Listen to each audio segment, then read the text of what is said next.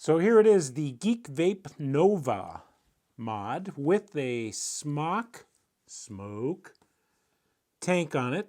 This is the, I believe, the TF2019 tank, and it's got a Kanthal mesh coil inside there. You can't really see it through my fancy little resin globe, but it's a Kanthal mesh coil.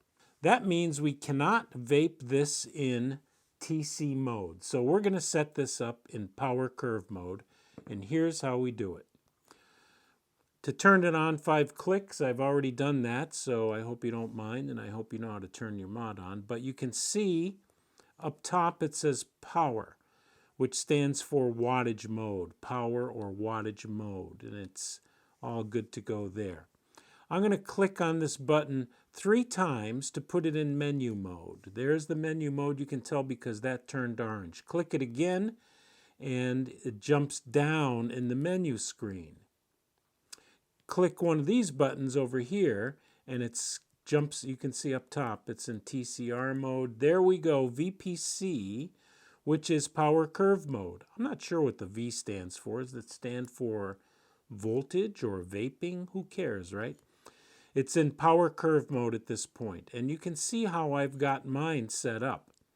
These different little slots, P1, P2, P3, P4, and P5, indicate how many seconds into your vape you are. The first second, the second second, the third, the fourth, and the fifth second of your vape.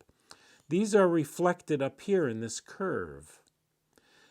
The first second of my vape is going to be at 60 watts. That's that point right there.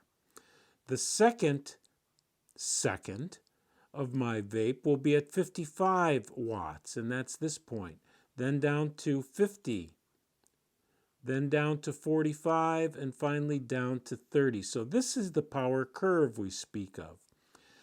It's going progressively from 60 to 55 to 50 watts to 45 to 30 watts within 5 seconds. Now, how do you change these things?